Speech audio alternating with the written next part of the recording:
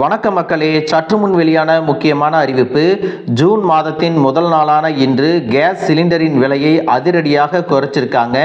எவ்வளவு ரூபாய் குறைஞ்சிருக்கு, எந்தெந்த கேஸ் சிலிண்டர்களுக்கு இந்த விலை குறைப்பு பொருந்தும், நீங்களும் குறைவான விலையில் சிலிண்டர் வாங்கணும்னா என்ன செய்யணும், இது போன்ற கூடுதல் விவரங்களை எல்லாம் தெரிஞ்சுக்க இந்த வீடியோவை ஸ்கிப் பண்ணாமல் கடைசி வரைக்கும் பாருங்கள். அப்போ தான் நாங்கள் சொல்கிற தகவல் உங்களுக்கு முழுசாக தெரியும். இப்போ வாங்க வீடியோக்குள்ளே போயிடலாம். மக்களே, ஜூன் மாதம் முதல் தேதியான இன்று வணிக சிலிண்டரின் விலையை தொடர்ந்து இரண்டாவது மாதமாக குறைச்சிருக்காங்க. மே மாத தொடக்கத்தில் பார்த்தீங்கன்னா இந்த நிறுவனங்கள் சிலிண்டருக்கு 14 ரூபாய் 50 பைசா விலையை குறைத்திருந்தன. இந்தியாவில் சமையல் எரிவாயு எல்பிஜி பார்த்தீங்கன்னா இதனுடைய விலைகள் நேர்மாறாக மாறிக்கொண்டே இருக்கிறது. இது பொதுமக்கள் மற்றும் வணிகங்களின் செலவுகளுக்கு நேரடியாக தாக்கத்தை ஏற்படுத்துகிறது. குறிப்பாக பார்த்தீங்கன்னா உணவகங்கள், ஹோட்டல்கள், சிறு அளவிலான உணவு தயாரிப்பு நிறுவனங்கள் போன்றவை அதிக அளவில் எல்பிஜி சிலிண்டர் தான் நம்பி இருக்கிறாங்க.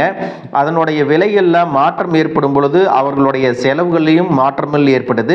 இந்த நிலையில் பார்த்தீங்கன்னா எண்ணெயை சந்தைப்படுத்தக்கூடிய ஓஎம்சி ஜூன் 1, 2025 முதல் 19 கிலோ வணிக சிலிண்டரின் விலையை 24 ரூபாய் குறைச்சிருக்காங்க. இந்த மாற்றம் பல வணிகங்களுக்கு ஓரளவு நிவாரணமாக இருக்கலாம். இப்போது 19 கிலோ வணிக சிலிண்டர் டெல்லியில் பார்த்தீங்கன்னா 1723 ரூபாய் 50 பைசாக்கு கிடைக்கும்.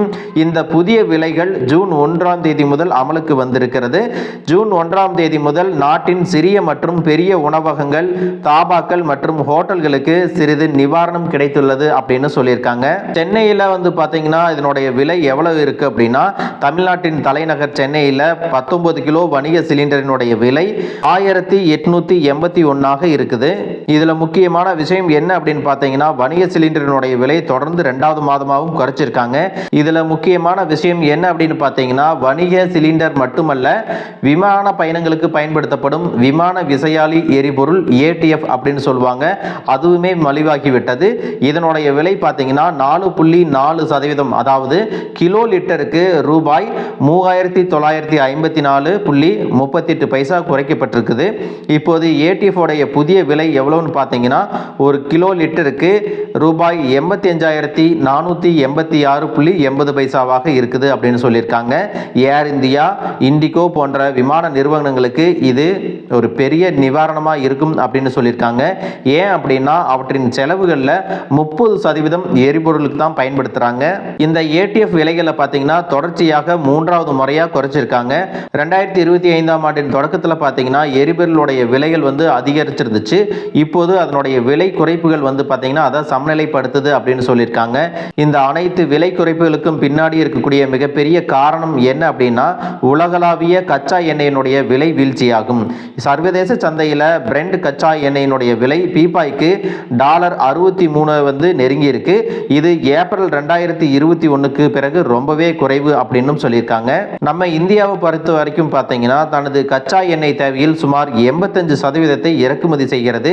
அத்தகைய சூழ்நிலையில் உலக எண்ணெய் விலைகள் குறையும் பொழுது இந்தியாவின் இறக்குமதி செலவும் குறைகிறது. இது நடப்பு கணக்கு பற்றாக்குறையை குறைத்து ரூபாயை வலுப்படுத்துகிறது அப்படின்னு சொல்லியிருக்காங்க. அது மட்டுமல்லாம எண்ணெயினுடைய விலை வீழ்ச்சியால் பெட்ரோல், டீசல் மற்றும் ஏடிஎஃப் போன்றவற்றின் உள்நாட்டு விலைகளும் குறைய தொடங்குகிறது அப்படின்னு சொல்லியிருக்காங்க. இது பணவீக்கத்தையும் கட்டுப்படுத்துது. இதனால மக்களுக்கு என்ன கிடைக்க போகுது அப்படின்னு பார்த்தீங்கன்னா, பெட்ரோல் மற்றும் டீசல் விலைகள் மேலும் குறைவதற்கான வாய்ப்புகள் இருக்கு அப்படின்னு சொல்லியிருக்காங்க. மக்களே, இந்த தகவல் உங்களுக்கு ரொம்பவே பயனுள்ளதா இருந்திருக்கும் அப்படின்னு நினைக்கிறேன். இது போன்ற அரசு அறிவிக்கிற அனைத்து உண்மை அப்டேட்களையும் தெரிஞ்சுக்க நம்ம சேனலை சப்ஸ்கிரைப் பண்ணுங்க. வீடியோ பிடிச்சிருந்தா ஒரு லைக் பட்டனையும் தட்டி விட்டுருங்க. தேங்க்யூ ஃபார் வாட்சிங்.